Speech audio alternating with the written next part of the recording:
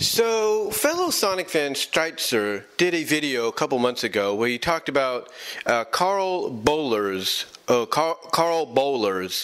run on the Archie Sonic book as head writer.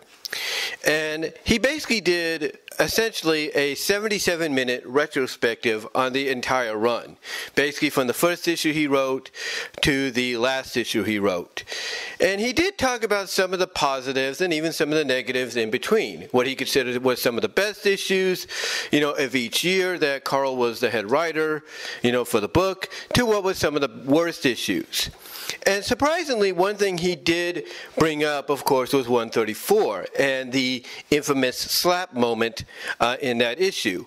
Now, he basically argued the fact that he didn't think it was that bad, that it's basically, I guess you could say, oversaturated with its disdain by the fans. And he basically brought up several reasons why, justifiably, Sally did what she did. Now, I'm not going to argue the fact that he doesn't bring up some good points. I mean, let's be honest with ourselves. When Sally saw that Sonic was alive, and, Sonic basically saying, aren't you going to act surprised like everybody else that I'm alive? What was Sally's answer? Sally said no, that she always knew he'd come back to her. Basically, what Sally did there, uncharacteristically, being in that moment of shock, being Sally, she came up with a liable excuse that, knowing Sonic, that she believed he would come back, even though we can plainly see before she sees him that, like everybody else, she thought he was dead. And even finally, when that moment came around, she actually admitted it. Now, true, later on during the comics run, other writers like Penders, for a brief moment, and mostly Ian Flynn, kind of rectified that. They rectified it by basically making Sally, in a sense, admit that, she had, basically lied about knowing Sonic was alive, and everything, and not admitting straight up to Sonic that, I believed you were dead just like everybody else, and this is why I acted the way I did. I let my emotions, my PTSD, if you will, get the best of me. And here's the thing, too. I got to go back and watch this, but I think he probably points out that Sally had to essentially go through some, I guess you can say, some psychological therapy to get over what had just happened, a year prior to Sonic when he tried to save the world from that Quantum Dial. Now, be that as it may, again, he basically felt that, the disdain for the slap was being oversaturated, basically being over-exaggerated by fans. And again, he does bring up some good points. That there's no question about that. Hold on a sec while I get some coffee here. Like I said, there's no question about that. That basically, he brought up the various reasons why she,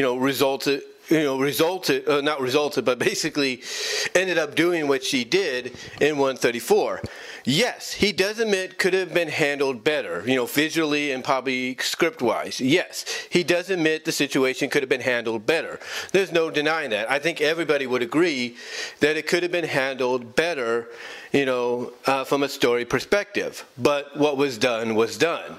And thankfully, as I mentioned, Ian Flynn and even to an extent Penders before he left tried to rectify that whole situation. Like, this is not a good thing for this character, whatsoever. And thankfully they stepped in, mostly Ian, and said, screw what happened in 134. I'm going to rectify that and fix it and get things back to status quo, which he pretty much did. Now, with that said, basically, he did, like I said, he did a decent job here for an over 77-minute retrospective video on the entire run of Karl's, on the entire run of Karl's storytelling, if you will.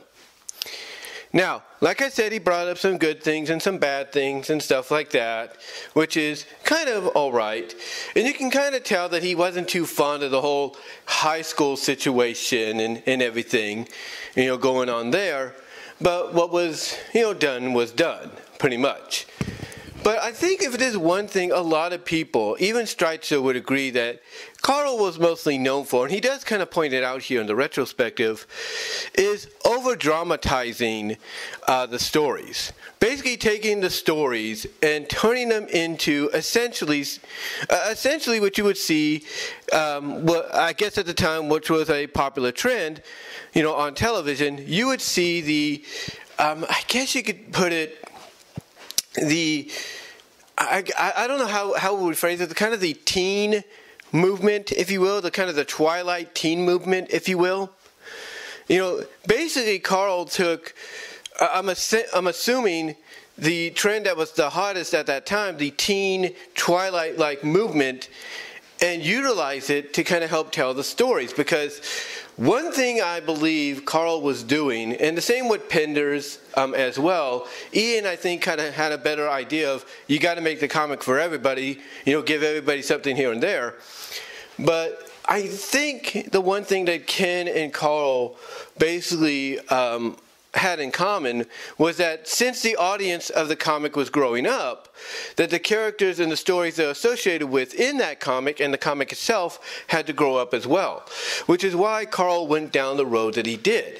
Yes, he did try to stay true to where the comic came from, try to keep some of that, that comedic feel, if you will, kind of stay true to its roots. But you could tell by some of the full-on stories, some of the short stories, and everything in the issues, that he was definitely taking inspiration from that trend that was going on of the Twilight teen, phenomenon, and going with that, as well as basically going by the premise of, hey, if your audience is going to grow up, then your comic has got to grow up with them, so that you maintain that same audience even as they get older.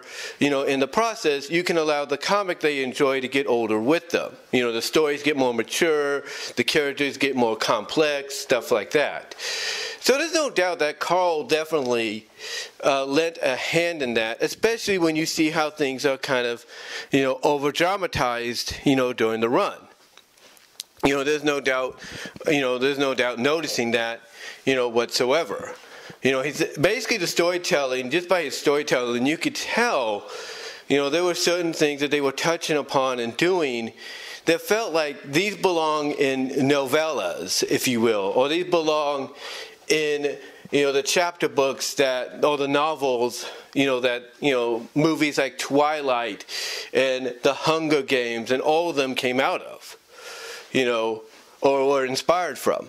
Basically you could tell that Karl was basically digging into that genre, if you will, to help, basically back up why the stories and the characters were acting the way they were and what justified those reasonings. Now, did he have some good stories? Yeah, there's no doubt. He definitely had some good stories. I'm not going to deny that. I'm not going to deny that. Yes, did he make certain characters look like, they were selfish in what they were doing? Absolutely.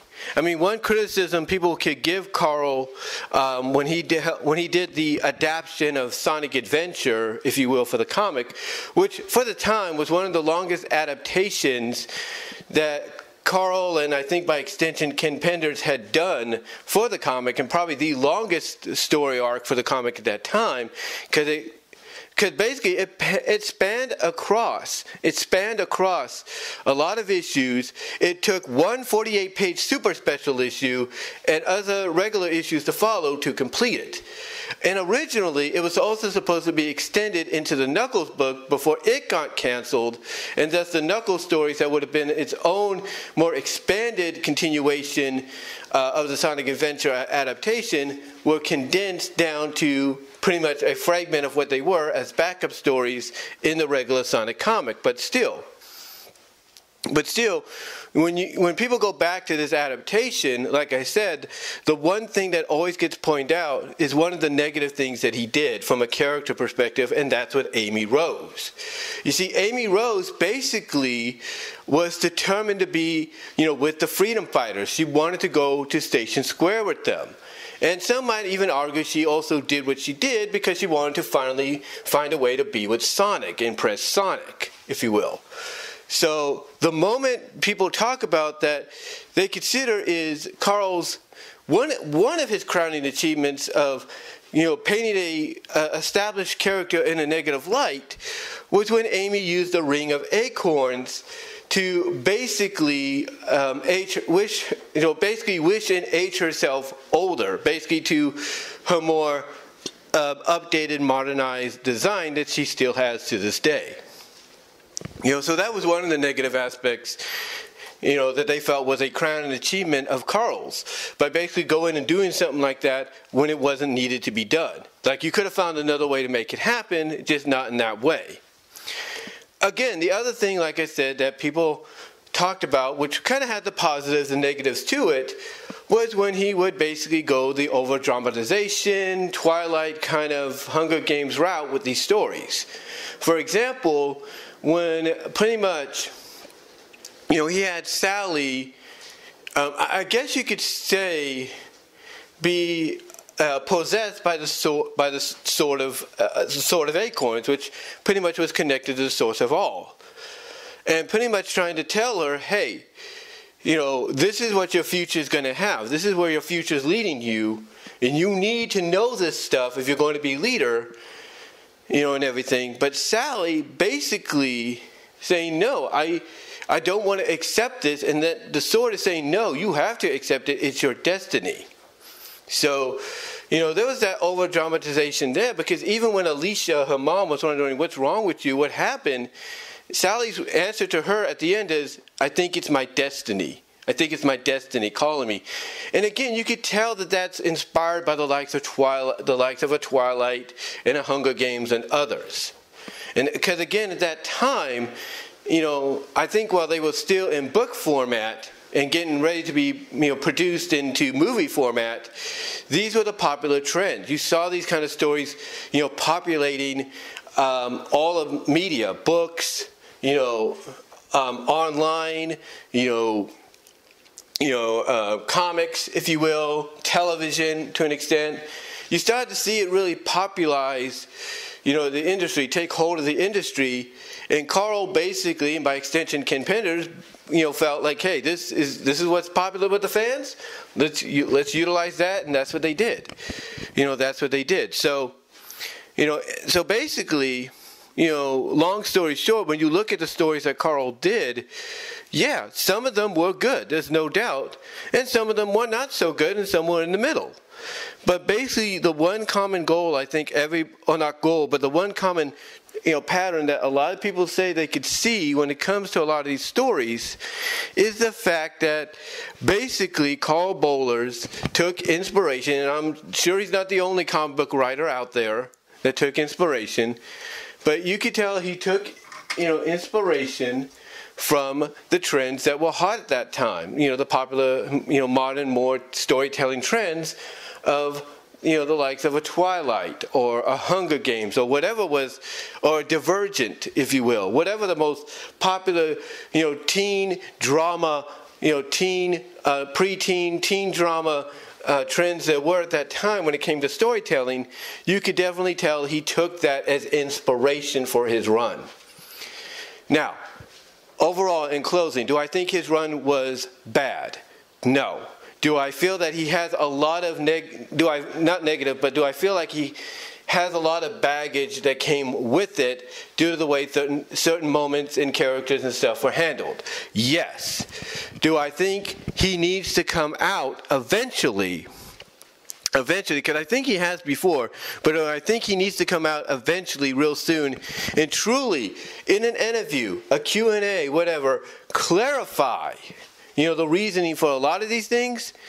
Do I think he needs to do that? To get people off his back, like when it comes to the slap and Amy Rose and stuff like that? Absolutely. I do believe he needs to come out and do that. Because once he does that, in my opinion, it will basically clear the air. The way I see it, it will clear the air as to what happened behind the scenes when it came to these characters, these moments, and and stuff like that. I mean, there's a lot of people that still wonder why he even went the high school route, for the characters by putting them in high school. Like, what was the real storyline reason for that, or what was the behind-the-scenes reason? And again, I think a lot of us could say that, it's because the trend was the popular trend at the time was the teen drama stories, and that's what influenced it. And maybe that's true, but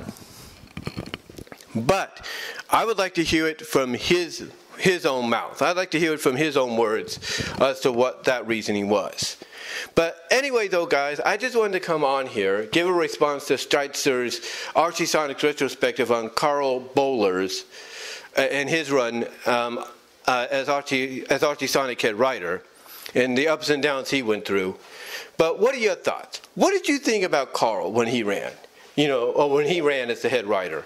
What were your thoughts on the storytelling, the way he, portrayed Pacific characters, moments? What was your thoughts in general? Let me know in the comments, as well as in the live chat during the premiere. Like the video. You will get an audio podcast version of this at BW Rosses Discussions in all your favorite audio podcast locations except for Pandora. Also, check me out at my Teespring store by clicking in the upper left-hand corner, the icon there on your computer, for merchandise you can't get anywhere else. Also, check me out at divanot.com, that's BVW1979.